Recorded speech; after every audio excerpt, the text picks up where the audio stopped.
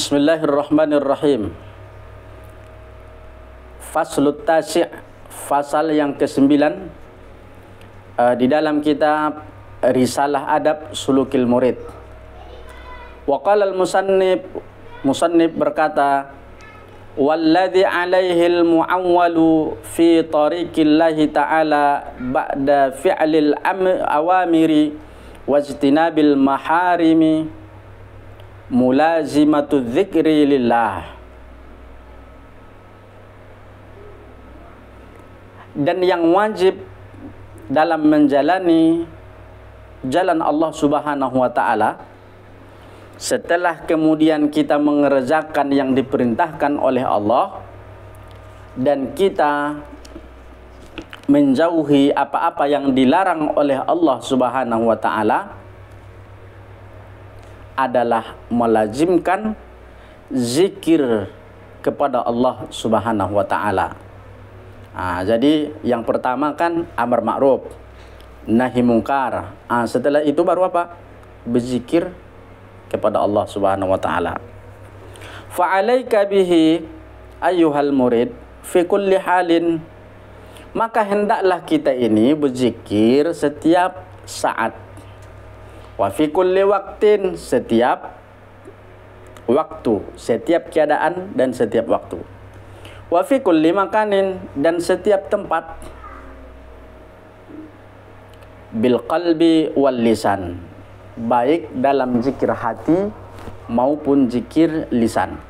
Kalau tempat yang kotor-kotor, misalnya di kamar mandi, kita kan kalau mau berzikir dalam hati saja, itu disebut bil qalbi. Kalau di masjid, bil qalbi wal lisan. Wa dzikrul ladzi yajma'u jami'a ma'anil azkari, dan zikir-zikir yang menghimpunkan sekalian makna zikir, wa thamaratiha al-batinah wa zahirah huwa qaulu la ilaha illallah. Dan faedahnya untuk batin dan zahir dialah kalimat la ilaha illallah. Jadi kalimat la ilaha illallah ini adalah zikir yang sudah menghimpun semua zikir yang ada di atas dunia ini. Dia sudah terhimpun dalam kalimat la ilaha illallah. Wa huwa dzikrul ladzi yu'maru bimulazamatihi ahlul badayah wa yarji'u ilaihi ahlun nihayah. Dan zikir la ilaha illallah ini adalah zikir yang dianjurkan, yang disuruh untuk melazimkannya orang-orang yang baru mulai berzikir kepada Allah Subhanahu wa ta'ala, dan kembali menzikirkannya orang-orang yang sudah sampai kepada Allah Subhanahu wa ta'ala. Jadi orang yang pemula hendaklah berzikir la ilaha illallah, sampai kemudian orang yang sampai pun kepada Allah tetap kembali kepada kalimat la ilaha illallah. Wa man sarrahu an yadhuqa syai'an min asrarit tariqati, dan siapa yang merasa aman, dan orang-orang yang merasa aman, dia merasakan sesuatu daripada asrar, daripada kelebihan, kemuliaan yang dia dapatkan dalam tariqah perjalanan, wa yukasapu bi syai'in, dan dia sudah terkasap, dia dibukakan oleh Allah Subhanahu wa ta'ala daripada sesuatu min anwa'il haqiqah, daripada bagian-bagian daripada hakikat, falyakif, maka hendaklah dia tetap ala zikri lillahi ta'ala, atas berzikir kepada Allah Subhanahu wa ta'ala, biqalbin hadirin, dengan hati yang hadir. Karena sudah lamanya dia berzikir, dia sudah mulai kasab, dibukakan oleh Allah hakikat-hakikat.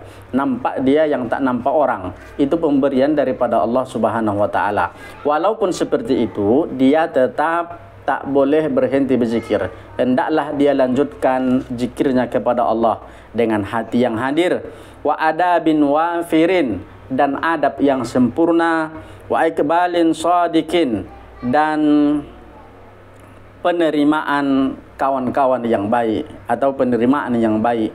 Wa taujihin khariqan, dan tawajuh menghadap Allah Subhanahu wa taala dengan rasa takut.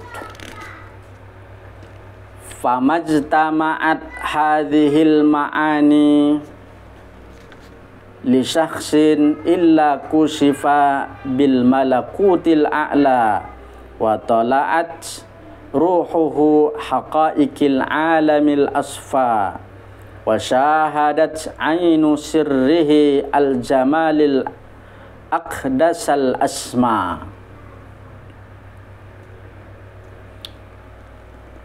Dan yang sudah terkumpul makna-makna ini dan diberikan kepada seseorang,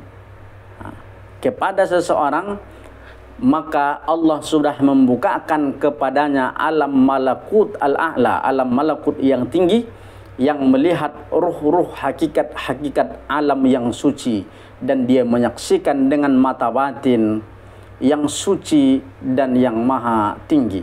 Luar biasa nih kan, sudah diberikan Allah dia kesempurnaan ya, kesempurnaan, sedikit kesempurnaan, jangan sombong.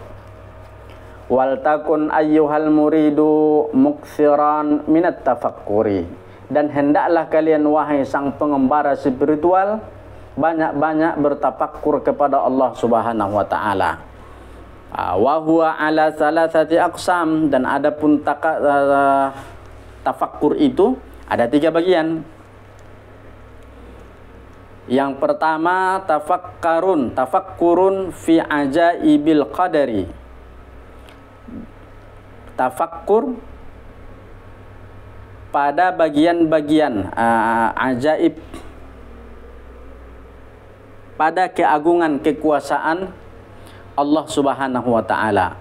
Wa bada'il mamlakati, dan keindahan kerajaan Allah Subhanahu wa taala, as-samawiyatil ardiyah, baik kerajaan langit dan kerajaan bumi.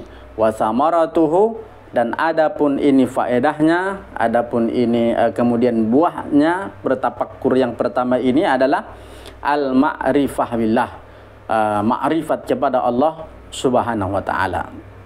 Itu yang pertama. Yang kedua, tafakkur fil ala'i wan ni'ami, bertafakkur dengan anugerah-anugerah dan nikmat Allah Subhanahu wa taala. Wa natijatuhu al-mahabbatu lillah, dan adapun nanti natijahnya, adapun nanti faedahnya adalah mencintai Allah Subhanahu wa taala.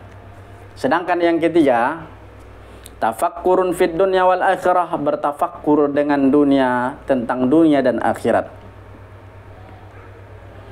Wa ahwalil khalqi fihima, dan keadaan makhluk di antara keduanya. Wa faidatuhu, faedahnya, sedangkan faedahnya adalah al-i'radu 'anid dunya, kita berpaling daripada dunia yang sementara ini, wal ikbalu 'alal ukhra, dan bangkit menghadap akhirat yang abadi. Wa qad syarahna syai'an, dan sungguh telah kami berikan penjelasan min majari al-fikri, daripada jalan-jalan pemikiran, wa samaratihi, dan faedah-faedahnya, fi risalatil muawanah, dalam kitab risalah al-muawanah, falyatlubhu min man aradahu, maka siapapun yang ingin hendaklah dia mempelajarinya. Maka inilah yang penting kita lakukan dalam kehidupan ini, tafakkur ya. Tafakkur yang pertama pada keagungan dan kekuasaan Allah, sehingga kita melihat keindahan kerajaan Allah. Yang kedua, tafakkur dengan anugerah dan nikmat-nikmat Allah yang menghasilkan kita lebih cinta, mahabbah kepada Allah Subhanahu wa taala. Sedangkan yang ketiga, bertafakkur tentang dunia dan akhirat. Adapun natijahnya nanti, faedahnya adalah kita akan lari berpaling daripada dunia yang sementara, dan mengejar akhirat yang selama-lamanya. Mudah-mudahan bermanfaat. Terima kasih. Assalamualaikum warahmatullahi wabarakatuh.